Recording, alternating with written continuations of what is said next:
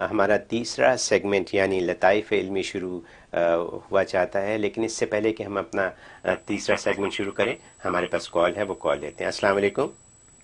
السلام علیکم۔ وعلیکم السلام۔ میرا نام، میں کیلیفورنیا سے بات کر رہا ہوں، میرا نام جنید ہے۔ ہم آپ کے چینل بہت انجوائے کرتے ہیں الحمدللہ۔ یہ بہت مفتی شکریہ۔ صاحب کی کا مفتی صاحب کی خدمت میں میرا ایک سوال ہے، فرمائیے۔ کہ یہ جو ہم یہاں پہ سب گھر خریدتے ہیں، ظاہر ہے کہ یہ تو بڑی کیش پر تو نہیں لے سکتے ہیں، سب بگ اماؤنٹ، تو ہم یہ پیسے جو بینک کو دیتے ہیں غالباً یہ سود ہے، اور یہ اس معاملے میں کچھ رہنمائی فرمائیں کہ یہ کس حد تک صحیح ہے۔ کچھ لوگوں کا کہنا ہے کہ یہ ہم سارے متفق علماء کا قول ہے کہ یہ ہم لے سکتے ہیں۔ جی بہت شکریہ آپ کے سوال کا جناب۔ ہاں، اس حوالے سے یہ ہے کہ اگر کسی ایسی جگہ پر آپ ہیں اور کوئی ایسے اسلامک فائنانس کے ادارے نہیں ہیں کہ جو بالکل اکارڈنگ ٹو شریعہ جو وہ مورگیج آپ کو دیں اور آپ مکان لے پائیں، اور مکان جو ہے وہ انسان کی بنیادی ضروریات میں شامل ہے، لہذا اپنی ضروریات کے مطابق دیکھ کر 2 کمرے کا 3 کمرے کا اپنی فیملی سٹرکچر دیکھ کر اتنا مکان لینے کے لیے آپ جو ہے وہ قرض لے سکتے ہیں جو ریگولر بینکوں سے، اگر کوئی اسلامی فائنانس کے ادارے نہ ہوں۔ اس لیے کہ پاکستان میں جب تک ایسا کوئی سیٹ اپ نہیں تھا تو وہاں پر جو ہے وہ جسٹس مولانا تقی عثمانی صاحب نے اس بات کی اجازت دی تھی کہ اپنی بنیادی ضرورت کے لیے جتنا آپ کو مکان چاہیے اس کے لیے آپ ریگولر بینک سے مارگیج لے کے مکان لے سکتے ہیں، لیکن اب یہ صورت نہیں قابل عمل، اس لیے کہ اب اسلامی فائنانس کے ادارے خود پاکستان میں بھی، امریکہ، یورپ میں بھی، دنیا میں ہر جگہ بن گئے، اور امریکہ کے اندر اسلامی فائنانس کے ادارے موجود ہیں جو جائز اکارڈنگ ٹو شریعہ جو ہے وہ آپ کو جو مارگیج دیتے ہیں آپ اس کے مطابق مکان لے سکتے ہیں۔ چنانچہ میں جو وہ بینک کا جو ہے ایڈوائزری کا چیئرمین ہوں، وہ جو ہے اجارالونز.com اجارالونز.com پہ آپ جائیں تو اجارہ لونز جو ہے وہ بالکل اکارڈنگ ٹو شریعہ جو ہے غیر سودی بینکاری کرتا ہے، اور وہ جو ہے وہ مارگیج آپ کو بالکل اکارڈنگ ٹو شریعہ دیتا ہے، تو آپ وہاں سے فائدہ اٹھا سکتے ہیں۔ اس کے علاوہ اور بھی بہت سے ایسے ادارے ہیں اسلامی فائنانس کے جو اکارڈنگ ٹو شریعہ مکان دیتے ہیں۔ یا اب وہ صورت نہیں ہے کہ آپ ریگولر بینک سے لیں، اب آپ کو اسلامی فائنانس کے ادارے سے لینا چاہیے، اور امریکہ کے اندر بہت سے ادارے ایسے ہیں جو یہ کام کر رہے ہیں، لہذا اب آپ کو ریگولر بینک سے لینے کی اجازت نہیں ہے۔ بہت شکریہ مفتی صاحب۔ میں ایک فالو اپ کوشچن کروں گا یہاں پہ اسی حوالے سے، کہ جیسے ہم گھروں کے لیے لون لیتے ہیں اور جیسے انصاف نے پوچھا، اسی طرح ہم اپنے بچوں کی تعلیم کے لیے بھی لون لیتے ہیں، اور بچوں کو اسکول بھیجنے کے لیے مجھے معلوم ہے کہ والدین کے اوپر $1,00,000 $2,00,000 $5,00,000 کے قرضے ہو جاتے ہیں، تو اس بارے میں آپ کیا فرمائیں گے؟ اس سلسلے میں ہمیشہ سے یہ کہتا رہا ہوں کہ یہاں پر جو مخیر حضرات ہیں، جی، یہاں کے ایسے لوگ جن کو اللہ نے بہت نوازا ہے، ان کو چاہیے کہ ایک ایسا بیت المال بنائے جی، جس کے اندر وہ تعلیمی قرضے دیں یہاں ہماری آنے والی نسل کو، جی، ہمارے بچوں کو، اس لیے کہ وہ جب نہیں ہے ایسا کوئی سینٹرلائز کوئی ایسا اکاؤنٹ نہیں ہے جی، جس کی وجہ سے وہ ہمیں ریگولر مارگیج لینا پڑتا ہے، قرض لینے پڑتے ہیں، لون لینے پڑتے ہیں، جی، اور وہ شرعاً جائز نہیں ہے۔ ہائر تعلیم کے لیے وہ بینک کے لون لے کر حاصل کرنا وہ گناہ کی بات ہے، وہ جائز نہیں ہے۔ وہ الگ بات ہے کہ اگر وہ ڈگری جب حاصل کر لے گا اور وہ اس منصب پہ آ جائے گا، وہ اس کے لیے حلال ہو جائے گا، اور اس کے ڈگری کے ذریعے سے اس کو کمانا، ڈاکٹر بن کے کمانا حلال ہوگا، لیکن یہ جو پروسیس ہوگا سودی لون لینے کا، وہ گناہ اس کے سر پہ رہے گا۔ اچھا، کیونکہ ہائر تعلیم حاصل کرنا یہ کوئی بنیادی ضرورت نہیں ہے انسان کی، جیسے انسان کا کھانا پینا ہے، مکان ہے، رہنا ہے، یہ جیسے انسان کی بنیادی ضرورت ہے۔ ہاں، انسان کی یہ کلچرل ایک ضرورت ہے کہ انسان جو ہے وہ ہائر تعلیم حاصل کرے، ڈاکٹر بنے، انجینئر بنے، اس لیے اسلام نے اس کی اجازت نہیں دی کہ اس کے لیے آپ سودی قرضہ لیں۔ لیکن یہاں پہ اہل اسلام مخیر حضرات کو چاہیے کہ اس سلسلے میں ایک اسلامی فائنانس کا اکاؤنٹ ایسا کھولیں کہ جہاں تعلیمی قرضے مسلمان بچوں کو دیے جائیں تاکہ وہ اس کو حاصل کریں۔ یہ آپ نے بہت قیمتی بات بتائی۔ اب میں تو یہ چاہوں گا کہ اس ٹاپک کے لیے ہم ایک پروگرام رکھیں اور دوبارہ اس کے اوپر ہم بات چیت کریں، کیونکہ یہاں بہت سے والدین ہیں جن کے بچے پڑھ رہے ہیں اور وہ قرضے لے کے بچے پڑھ رہے ہیں، تو اس کو ہم مزید تفصیل میں دیکھیں گے۔ اس سے پہلے کہ ہمارا وقت ختم ہو جائے، ہم اپنا تیسرا سیگمنٹ پہ تھوڑی سی بات کرنا چاہیں گے، لطائف علمی، جو اسلامی تاریخی واقعات کے پس منظر میں بیان کی جاتی ہے۔ آج آپ کیا فرمائیں گے؟ ہاں، اس سلسلے میں چونکہ طہارت پر گفتگو چل رہی ہے، اسی حوالے سے مجھے واقعہ یاد آیا۔ شاہ ولی اللہ رحمہ اللہ تعالیٰ کے صاحبزادے ہیں شاہ عبد الرحیم رحمۃ اللہ علیہ، بہت بڑے محدث گزرے ہیں، بہت بڑے مفسر۔ تو وہ اپنے طلبہ کو درس دے رہے تھے کہ بھی فضول خرچی پانی میں بھی ہوتی ہے، صرف پیسے میں نہیں. اگر آپ نے وضو کیا, وضو کے اندر آپ نے فضول خرچی کی, یعنی پانی کو زیادہ استعمال کیا ضرورت سے, تو اسراف کا گناہ اس میں بھی ہوگا. اچھا, کیونکہ ہر چیز, یہ میں نے کہ آپ دریا کے کنارے وضو کر رہے ہیں تو بس اتنا ہی پانی استعمال کریں کہ جتنا آپ کی ضرورت ہے. وہاں بھی اگر زیادہ زیادہ بار بار اس کو استعمال کریں گے تو وہ اسراف کے زمرے میں آئے گا, گناہ ہوگا. اچھا, یہ آپ نے سبق پڑھایا.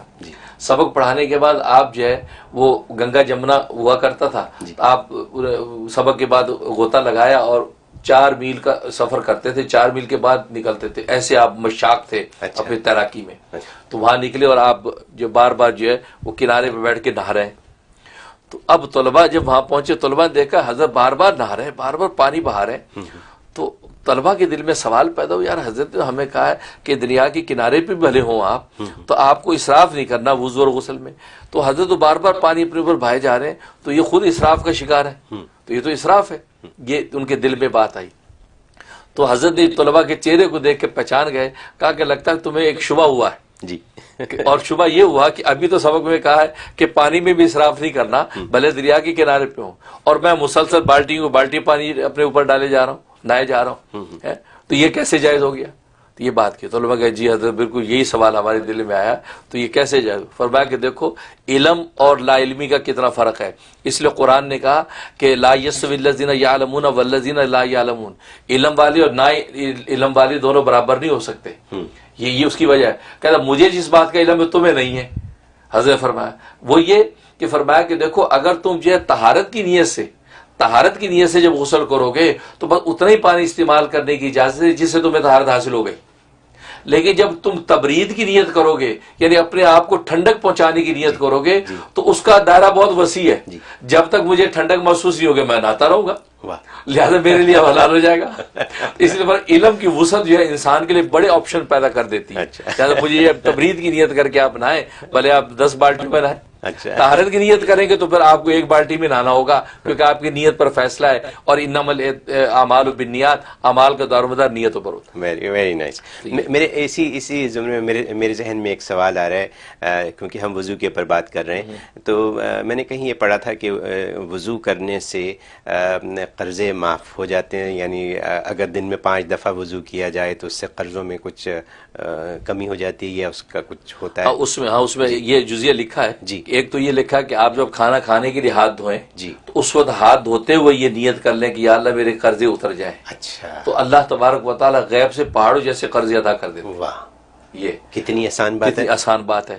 اور دوسرا یہی جو آپ کہہ رہے ہیں کہ آپ وضو کسی وقت قرضے کی ادائیگی اور ادا ہونے کی نیت سے وضو کریں. جی. کہ اللہ میں وضو کر رہا ہوں, اور نیت یہ کرے کہ یا اللہ اس برکت سے میرے قرضے اتر جائیں. تو اللہ تبارک و تعالیٰ جیسے آپ کے گناہ اور میل اتار دیتا ہے, ایسے بندے کے قرضے بھی اتار دیتا ہے. واہ, کیا خوب. تو وہ یہ جزیہ کر سکتے ہیں. اچھا, یہ بات جائز ہے. خواتین حضرات, آپ پروگرام دیکھ رہے ہیں کشکول معرفت. یہاں پہ میں آپ کو اپنا نمبر دوبارہ دوں گا 7184081159, اور یہ آپ کو بتاؤں گا کہ اس پروگرام کو روزانہ ریپیٹ بھی کیا جاتا ہے, اور خاص طور پہ منڈے اور وینسڈے کو رات کو 11 بجے 11 PM ایسٹرن اسٹینڈرڈ ٹائم پہ پورا پروگرام دوبارہ نشر ہوتا ہے. تو جن ہمارے سننے والوں کو, ناظرین کو یہ پروگرام صحیح سمجھ نہیں آیا ہو, یا جن کو آواز کا کچھ پرابلم ہو, تو وہ اس پروگرام کو دوبارہ دیکھ سکتے ہیں, اور یہ پروگرام ان کے لیے اویلیبل ہوگا. اس کے علاوہ آپ چاہیں تو فیس بک پہ بھی یہ پروگرام آپ کو مل سکتا ہے, اور رحم.tv کے ویب سائٹ پہ بھی یہ پروگرام آپ کو مل سکتا ہے. ہم بات چیت کر رہے ہیں اسلامی تاریخی واقعات کے پس منظر میں کچھ چیزیں, اور آپ نے یہ ایک چیز بتائی کہ پانی کا اسراف جو ہے وہ بھی ٹھیک نہیں ہے. اور کیا کیا چیزیں ہیں؟ ظاہر ہے کہ اس کے علاوہ جو میں نے جیسے بتایا کہ نیت المومن خیر من عملی, کہ مومن کی نیت جو ہے اس کے عمل سے بہتر ہوتی ہے. ہمارا دین اسلام تو نیت اور انٹینشن پہ چلتا ہے. لہٰذا جیسے حضرت والے نے بتایا, شاہ عبد الرحیم نے, کہ نیت آپ کی اگر طہارت اور نظافت کی ہے تو طہارت اور نظافت جتنے پانی سے حاصل ہو سکتی ہے اس سے زیادہ استعمال کریں گے تو اسراف ہو جائے گا. بالکل اسی طریقے سے نیت آپ کی تبرید کے ٹھنڈک حاصل کرنے کے لیے, اور میں نے بتایا کہ ٹھنڈک حاصل کرنا انسان کی وجدانی اور باطنی کیفیت ہے. کسی کو 1 بالٹی سے ٹھنڈک حاصل ہو جاتی ہے, کسی کو 5 بالٹیوں سے نہیں ہوتی. لہٰذا جب تک حاصل نہیں ہوگی تو اس کو کرتا رہے گا. تو اسی طریقے سے اور بہت سی چیزیں انسان کی خرید و فروخت کی چیزیں ہیں, اس کے اندر اسراف اور تبذیر نہیں ہونی چاہیے. اسراف اصل میں کہتے ہیں کہ جائز چیز کو آپ جو فضول خرچی جائز چیز میں کریں اس کو اسراف کہتے ہیں. جس کی ضرورت نہ ہو وہ آپ پھر بھی بالکل. اور ایک ہے تبذیر. تبذیر ہوتا ہے ناجائز چیز کے اندر ضرورت سے زیادہ خرچ کرے، اس کو تبذیر کہتے ہیں. اچھا اس لیے تبذیر جو زیادہ خطرناک ہے. مثلا ایک گناہ کا کام ہے، اس گناہ کے کام میں آپ نے $10 کے بجائے آپ نے $100 خرچ کیا، تو آپ نے گناہ کے کام میں ایکسٹرا زیادہ خرچ کیا، یہ تبذیر ہے. تو گناہ کے کام میں ضرورت سے زیادہ خرچ کر دینا یہ تبذیر ہے. اس لیے قرآن کریم میں فرمایا کہ ان المبذرین کانوا اخوان الشیاطین، کہ تبذیر کرنے والے یہ شیطان کے بھائی ہیں، کیونکہ گناہ کا کام. اور اسراف جائز چیز میں ہوتا ہے، وضو کرنا ایک جائز چیز ہے، اب اس کے اندر ضرورت سے زیادہ اگر آپ استعمال کریں گے پانی کو تو یہ اسراف ہوگا. اچھا، دو چیزیں ذہن میں آ رہی ہیں. ایک تو یہ کہ جیسے آپ نے فرمایا، تو میں ذرا سی یہ بات کہوں گا کہ جیسے ہم دعوتوں پہ جاتے ہیں اور پلیٹوں میں کھانا ڈالتے ہیں اور کھانا ضرورت سے زیادہ ڈال دیتے ہیں اور ویسٹ کر دیتے ہیں، تو یہ بھی ناجائز ہوا. بالکل اسراف میں داخل ہے. اسراف میں داخل ہے. دوسری چیز یہ کہ میرے ذہن میں آ رہی ہے کہ جب ہم پبلک پلیسز کے اوپر جب ہم وضو کرتے ہیں اور وہاں ہم اپنے سنک میں پیر اوپر کر کے ڈالتے ہیں پاؤں دھونے کے لیے، تو وہاں کے لوگوں کو، بہت سے لوگوں کو یہ بات پسند نہیں ہے اور یہ اچھی نہیں سمجھی جاتی کہ سنک میں پاؤں ڈال کے آپ وضو کر رہے ہیں. تو ایسی جگہوں پہ کیا کریں؟ کیا ہم جرابوں کے ساتھ بغیر پاؤں دھوئے نماز پڑھ سکتے ہیں؟ ہاں، اس سلسلے میں نے پہلے بتایا جی، یہ پچھلے ہفتے بات ہوئی. بالکل ریگولر جو ساکس اس پہ تو مسا نہیں کر سکتے. بالکل صحیح. آپ کو پاؤں دھونے پڑیں گے. بھلے اس کے لیے آپ کوئی بھی اسٹریٹجی بنائیں کہ بھی اگر آپ جب واش روم میں گئے آپ وہیں پر جو ایک بوٹل میں پانی لے جائیں، وہیں پاؤں دھو کر باہر آئیں. اچھا. اور پھر باقی اعضاء کو سنک کے سامنے کھڑے ہو کے دھو لیں اگر ایسا مسئلہ ہے، کیونکہ ترتیب تو واجب نہیں ہے کہ آپ ترتیب سے پہلے کریں، وہ سنت ہے. آج دیکھیے یہاں انوائرمنٹ میں ماحول ایسا تو آپ پہلے پاؤں دھو کے باہر آ جائیں وہ جو واش روم میں بوٹل سے، اور بعد میں باقی آزاد ہو لیں. اس طرح بھی آپ کا مطلب ترتیب تبدیل کی جا سکتی ہے، اس میں کوئی حرج نہیں ہے. ورنہ جیسے میں نے بتایا تھا کہ چمڑے کے موزے پہنے، ورنہ یہ ہے کہ وہ جو یہ تیراک لوگ جو ساکس یوز کرتے ہیں تو وہ جو ہے وہ سیل والے جو ہے وہ یوز کر سکتے ہیں. بہت کام کی باتیں ہو رہی ہیں اور بہت مزہ آ رہا ہے، لیکن ہمارا وقت جو ہے وہ ختم ہوا چاہتا ہے. تو میں آپ سے اجازت چاہوں گا، آپ سب سے بھی اجازت چاہوں گا. امید ہے آپ کو آج کا پروگرام پسند آیا ہوگا. اگلے سنڈے کو 12 بجے ہمارا یہ پروگرام پھر ہوگا، لائیو شو.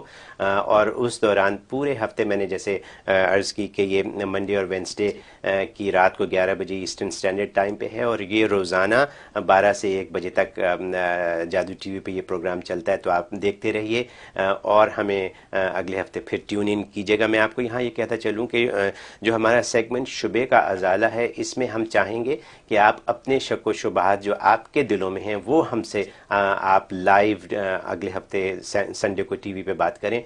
ہمیں اجازت دیجیے. اللہ حافظ و ناصر. السلام علیکم.